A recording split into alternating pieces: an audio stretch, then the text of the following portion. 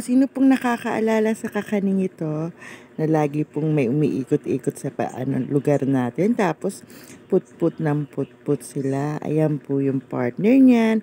Noon po talagang eto lang po nyog. Tapos, ito po yung kulay orange, yung violet, at yung puti.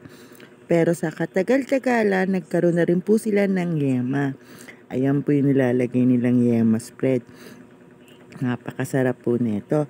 Ito po yung kinalakihan at kinatandaan ko ng almusal. At yung dumadaan to, talagang natutuwa kami. Kayo po ba, naaalala nyo pa to? Pero buti nga ngayon, hanggang ngayon, meron pa.